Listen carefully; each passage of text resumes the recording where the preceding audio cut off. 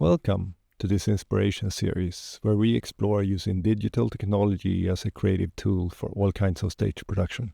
This series is aimed at inspiring you and hopefully reducing fear around technology. These are not step-by-step instructional videos, but rather a mix of conversations with practicing artists and hands-on prototype sessions. I'm Adam Witzell, a new media artist and creator. My name is Håkan Lidbo, and my background is as a music producer.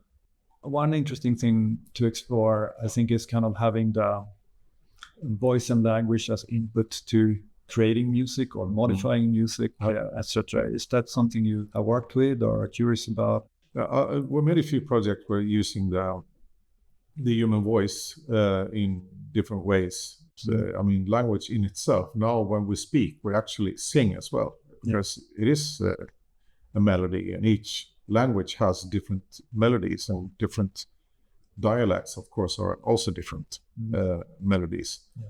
So where it all started, did we start singing or did we start talking? So that's the question. Okay, let's explore how we might use voice and language as control inputs.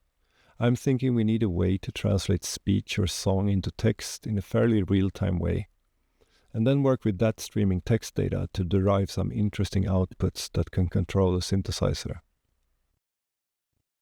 So let's use AI here to generate some code. I want to make a Python script that takes the microphone input from our computer and sends that to a Whisper, which is a cloud-based speech-to-text engine, and then translate that back to Open Sound Control, which is something I can use to control audiovisual data.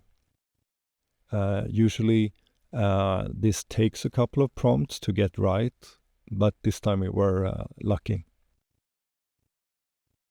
So here I am in Touch Designer. I'm going to bring in the data. So here I'm bringing in the word count for each word. I'm thinking we can control the envelope of the synthesizer with the length of the words.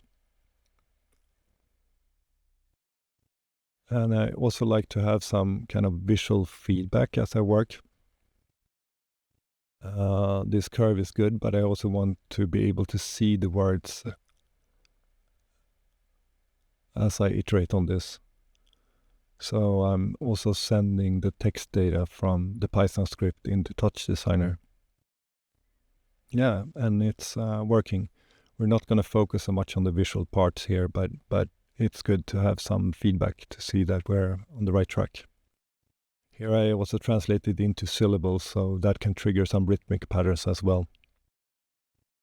So here I'm in Max for Live and creating a little device that will bring in the controls sent from Touch Designer and into something that can be controlled inside Ableton Live, controlling a synthesizer there. So let's try it out.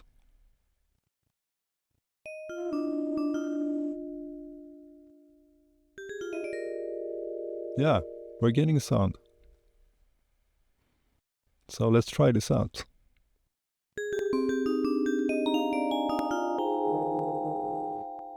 Nice. This sounds promising.